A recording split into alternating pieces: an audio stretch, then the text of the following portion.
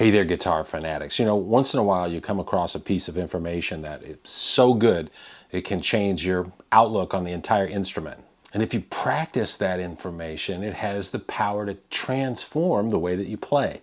For me, the best and most transformative ideas have always been the ones that allow me to better connect and understand the fretboard. I'm always on the lookout for ways of practicing that would help me develop what I call fluency. And the goal is to be able to move around the entire fretboard and never feel stuck. In this video, I'm going to show you 3 exercises that help me make massive gains in my playing, and I know that they'll do the same for you. Down in the description below, I've included a link to a free PDF that contains all the shapes that we're going to be playing through today, and you really need to go grab that so you can follow along. My name is Charlie Long. Thanks for checking out the channel. Let's get into these exercises that are going to change your life. Well, at least they're going to change your guitar playing. Let's go. So first, a little insight into why these exercises are going to be life-changing. Each of these exercises contains 2 huge aspects of guitar playing at the same time. One, we're going to be ingraining what I consider to be the most important music theory aspect for most guitar players, and that's the harmonization of the major scale. Learning and really internalizing the harmonization of the major scale not only helps you understand why chords fit together and certain progressions work, but it also lets you understand where the modes come from and why they work. The second aspect of playing, of course, is that we're developing our technique. We're going to be memorizing some arpeggio and scale shapes and learning to play them in a connected, unbroken way. This is invaluable to get to the point where your ideas can just flow when you're improvising or even when you're composing guitar solos. Too often as guitarists, we learn positions or shapes that we tend to see as boxes, and it makes us see the fretboard in a broken, disconnected kind of way. And it makes it incredibly difficult to play licks like this.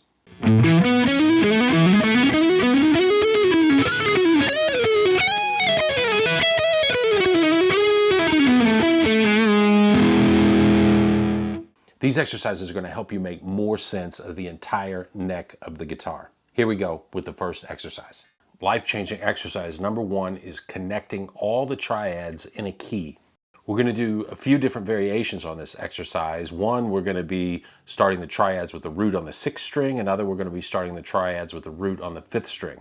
So we're going to be learning a few different shapes. It's important to note that in any major key, there are 3 major triads, 3 minor triads, and a diminished triad. We're going to be playing in the key of G, but in any major key, the order of those triads would be major, minor, minor, major, major, minor, diminished, and then back to the root, major. So looking at this first example in the key of G, we're going to play 2 octave triads all the way through the key without stopping. So the way we're going to do that, we're going to ascend through the first triad. So starting with G major, we're going to play 1, 3, 5, 1, 3, 5. So 2 octaves, or G, B, D, G, B, D.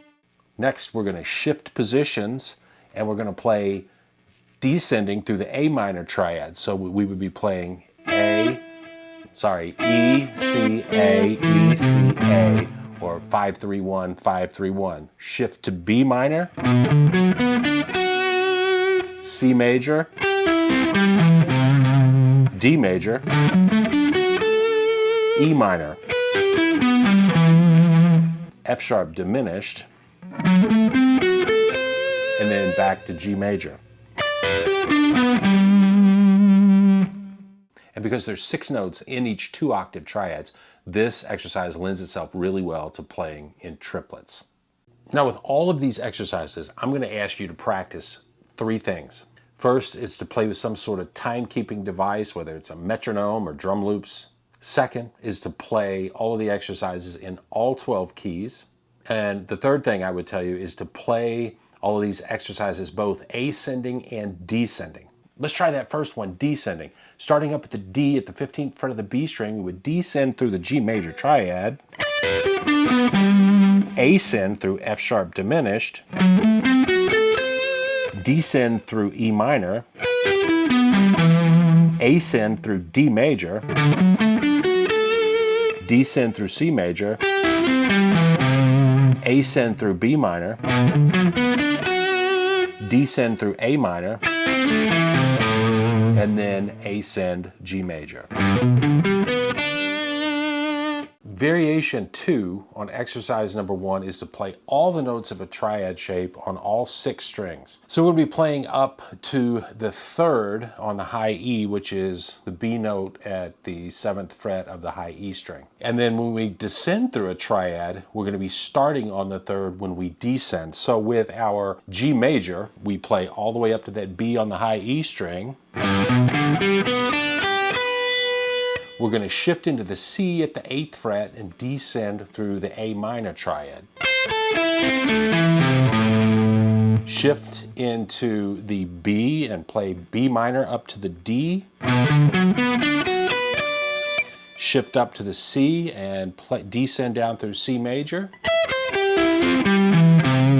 And you would carry on in that fashion through the entire key, or even until you run out of frets at either end of the fretboard. And then lastly, our 3rd variation on exercise number 1 is we're going to play the shapes with the root on the 5th string. So let's play in D major for these arpeggios that start on the 5th string. We're going to start with the D major triad with the root at the 5th fret of the A string, and we'll be using this shape.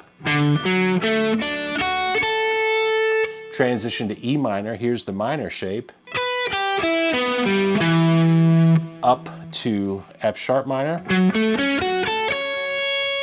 G major, A major, F sharp minor, C sharp diminished, and lastly, back to D major. And that is life-changing exercise number 1. Life-changing exercise number 2 is going to be very similar to exercise number 1, except we're going to be playing 7th arpeggios. So the 7th arpeggios in the key of G major, we would have G major 7, A minor 7, B minor 7, C major 7, D dominant 7, E minor 7, F sharp half diminished, F sharp minor 7 flat 5, and then we would be back to G major 7. So getting started here with our major 7 shape, we've got G major 7. We're going to descend A minor 7, ascend B minor 7, descend C major 7, ascend D7, descend E minor 7, ascend F sharp half diminished, and that puts us back to our root G major 7. Now, let's switch over to our 5-string variation. We're going to play 2 octaves of each, so we're going to be either stopping or starting each arpeggio on the 7th, which is a little bit different sound, something your ears might have to get used to. We're going to start with D major 7, E minor 7, F sharp minor 7, G major 7, A7, B minor 7, C sharp minor 7 flat 5, and we'd be back to D major 7.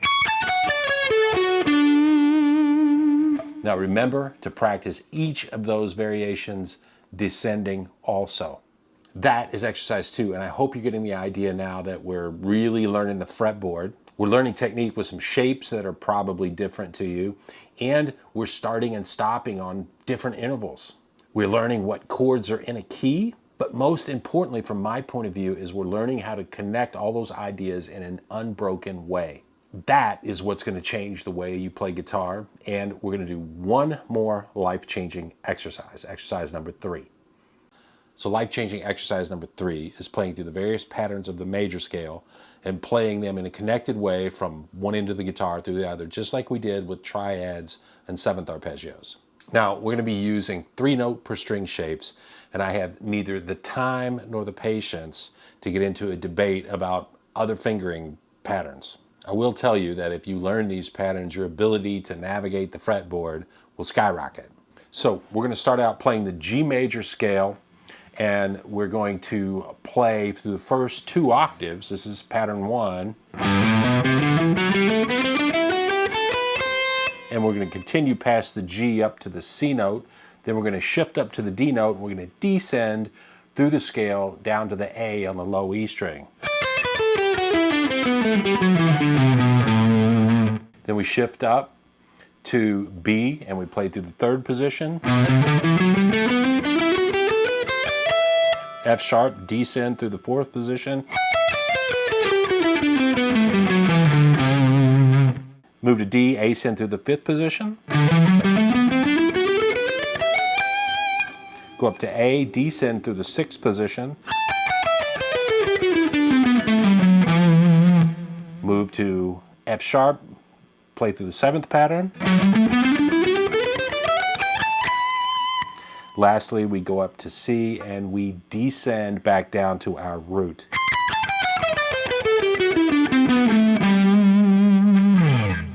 As with all our exercises, we would want to descend through that also. Lastly, here's a variation starting with our scale patterns on the 5th string, and remember we're playing in the key of D here. So for the first pattern, we've got D major. Second pattern. 3rd pattern. 4th pattern. 5th pattern. 6th pattern. 7th pattern. 8th pattern.